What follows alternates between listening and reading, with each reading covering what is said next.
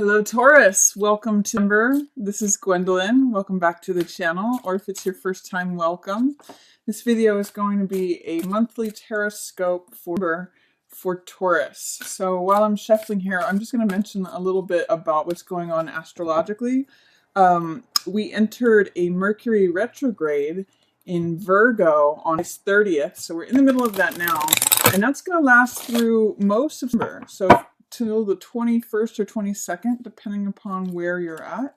So it's a really good time to do all the things that begin with the prefix re, so like revisit, revise, review, rethink, redo, all of those things. It's not necessarily a great time to go forward with projects, but a good time to complete old ones that need completing.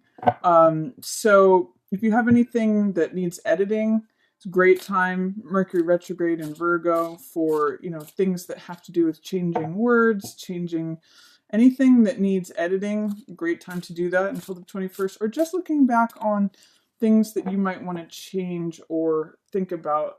It's a good time to reflect on things rather than going forward. Not a great time for making large purchases, for setting medical appointments, or making big financial decisions or signing contracts, but good time to just think about things, dream about what you want to bring into creation, or really review what's working for you and what's not. So that's Mercury retrograde. So I'm going to go ahead and start with the reading for Taurus. There's also a number of other things that are going on. We just had a new moon in Virgo. I have a video up about that if you want to learn more about that. And then we've got two eclipses that are happening both on the 1st and then the 16th. So we're in the middle of a bunch of stuff going on. Also, a lot of closure going on. September 9th, it's the 9th day in the 9th month and 9 years. So there's a lot of closure there. And then we're completing a cycle of Neptune squaring Saturn, and that started last year. That's going to be completing on November 10th. So it's kind of like we've got 5 things all happening at once. Mercury retrograde, the new moon solar eclipse, then the 9th where everything's coming to a closure, then the 10th of your Saturn and squares Neptune wraps up, and then on the 16th we've got the full moon lunar eclipse. So I'm just recommending that everyone slows down, kind of watches the movie that unfolds. And again, you can get some more insight from new moon solar eclipse video if you want to learn more. So without further ado, here is Taurus for Ember. Looks like the opening of the month shows you coming to a realization about something. There's a truth revealed to you. The Ace of Swords represents the one truth, the one idea, the one thought, because swords represent the mental element. They represent thought, experience, knowledge, ideas. When there's just the one thought, the one truth, it's sort of like, it's truth with a capital T, I call it. And you can see it's crowned here. It's ringed in these victory laurels. It's being handed to you by the universe. It's kind of like the Excalibur sword. And really during this time with all this eclipse stuff going on, it's really highlighting our subconscious stuff. So there's truths being revealed to you with all of that Neptune and squaring Saturn stuff coming, resolving. There's a lot of things that are going to be able to be revealed during this time. So between November 1st and the 21st, a lot of new insights, new like aha moments or revelations. You might be able to see through things that you didn't see before. So that's Ace of Swords. Also, Ace of Swords is new beginnings. So it might be a new way of thinking, a new thought. Usually like when you have a revelation or an aha moment, it is a new thought. It is a new beginning, a new way of thinking. It's sort of like when the skies become clear. So that's opening up September for you, Taurus. And then this is 8 of Coins in reverse. 8 of Coins in the upright position means loving your job, loving your work, sort of whistling while you work, creating money by putting your head down and just working on stuff. In the reverse position, there might be agitation at work, or you could even get a new insight about something of why you're frustrated at work, or that you might not be as happy about your work situation. This guy kind of represents like the labor movement or the artisan the creator of wares. But in the reverse position, it kind of says that you might be frustrated with something's irritating you about work. And it could have to do with a water sign, someone in authority, especially because it's Queen of Cups. So water signs are either Pisces, Scorpio, or Cancer. The reason I say that is because this is you working, especially as an earth sign. And then this is the water sign. You two are back to back, and kind of like she's seeing it that way and this person's seeing it this way. So whether you're male or female, this represents you, Taurus. And because this is a queen, it's more than likely female. But again, Pisces, Scorpio, Cancer. See if there's someone at work who is a water sign, especially if she's in a position of authority. There's some way that you guys are just not seeing eye to eye. And then also at the beginning of September, you've got Four of Coins showing up. And Four of Coins can sometimes mean like fears about money or feeling like you've got to hold on to every last coin, every last cent. You can see in this card, he's got, this coin blocking his heart. He's got a coin on his head and he's got a coin in the Rider-Waite. He's got one foot on each coin. But Four of Coins means it's a stable card. So it means that there's stability, but it also means that you're kind of clinging to money and therefore no more is coming in. It's sort of like maintaining the status quo. And it's a little bit fear-based. So it's saying I need to hold on to every last cent, but it kind of keeps you stuck. It doesn't allow new stuff in. So whenever I see this card, I always sort of mention, don't let your preoccupation with money block your heart. If you can loosen up, because this card is very rigid, if you can loosen up around your relationship with money, you may be able to let more in. So, what's going on in the middle of the month, I see there's a major change happening. This is Tower. And this is like a change that comes out of left field. You can see it's like a lightning bolt that strikes the Tower. And the Tower is what's established, what's reliable, what we think is permanent and fixed. Tower says, no, sorry, it's not. This is a time of change, of upheaval, of uproar. It can be a positive thing if you're ready for change. If there's something that you want to change, this can be a great card of like, now's the time, now lightning striking now. But in the reverse position, Taurus, it's saying to me that you may have some doubts or fears or resistance to whatever this change may be, or that you might be fearing a sudden or dramatic change. There might be something where I'm getting that in this card, there's people leaping out of this tower. I mean, it's really interesting. It's very much depicting the men situation, and it's kind of in the middle of the month here. So around September 11th, you might get some tower energy, and it's seeming like you're afraid of something changing or ending. It doesn't necessarily always have to be destructive and terrifying. Sometimes it can be like, I'm tired of this old town, let's get out of here. Or it can mean like, I'm ready to break free of this habit I've always had. Or, it's got this sort of electrifying, strong push energy to break out of the old patterns. So that's happening mid-month for you, Taurus. In the reverse position, again, says maybe doubts or fears or resistance to the change. See if you can embrace the change. Because you have a lot of good stuff coming up after Tower. It's sort of like after the storm happens, you know how there's always like that nice feeling after a storm or a rainstorm. You have Seven of Coins, which is the Millionaire's card. It's also the Harvest card and the Farmer card. These are all coins, so this is all money.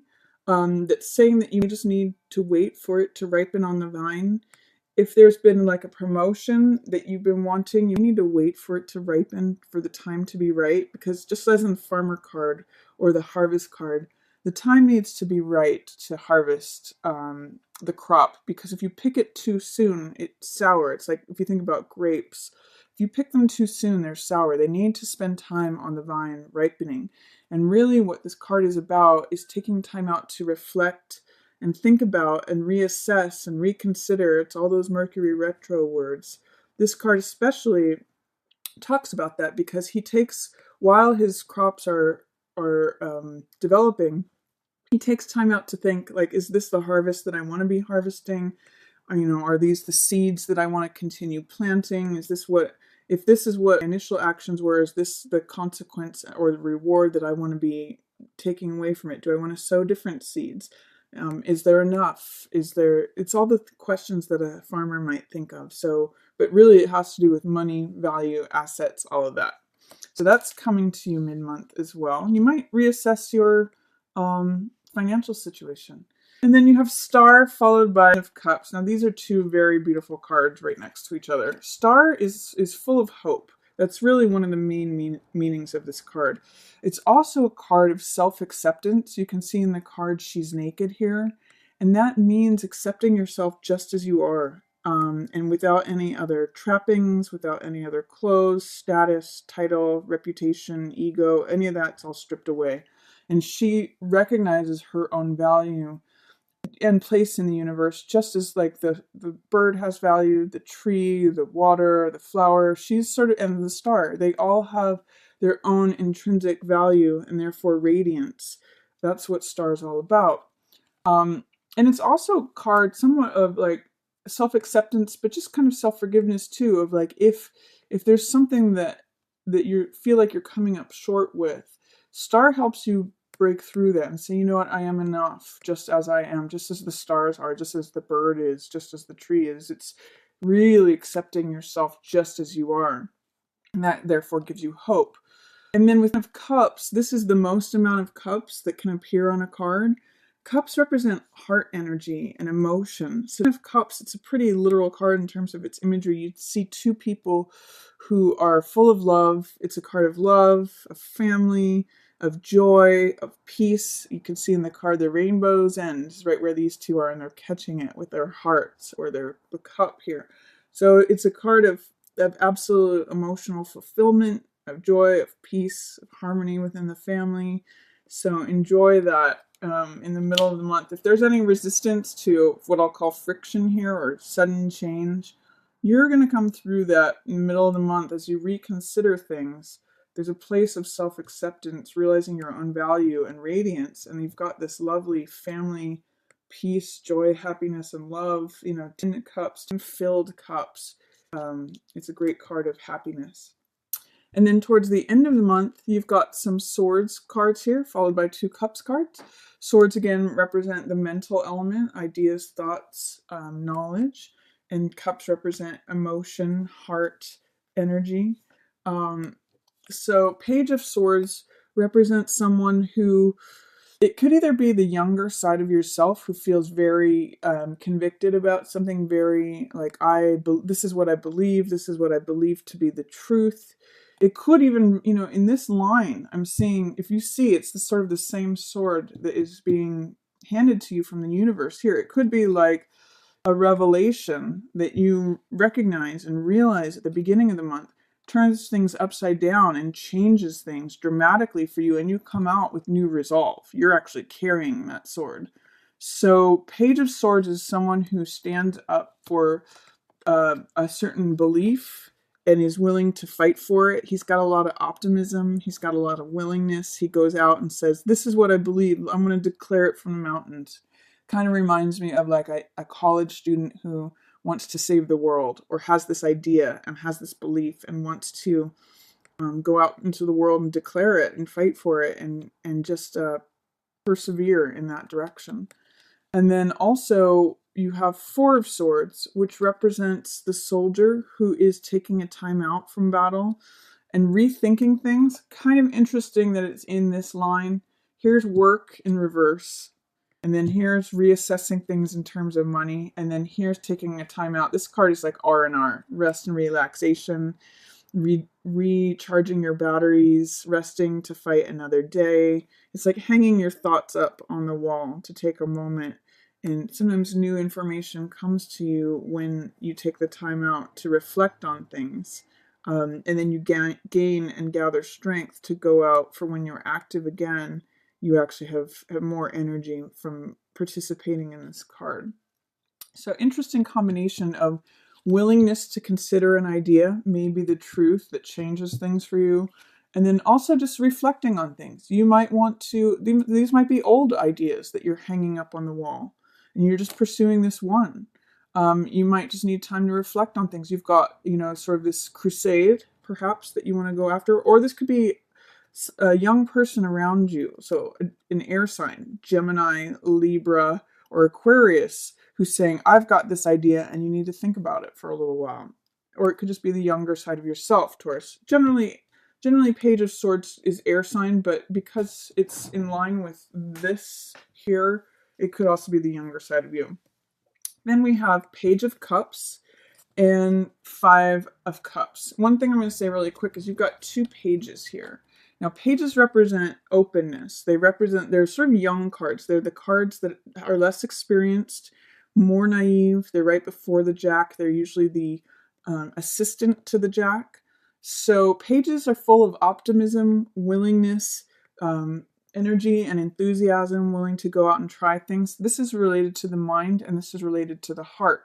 So sometimes this card is called infatuation or puppy love. It's looking an optimism and a willingness to look at what makes your heart leap, what things made you happy sort of as a younger person or as a child, what kind of really fills you up and makes you happy, what makes you motivated and passionate about things. There's the Queen of Cups here in reverse, and then Star, and then Page of Cups. So even if you're meeting with resistance in terms of emotions or with someone in an authority position, by just accepting yourself as you are, you might reignite.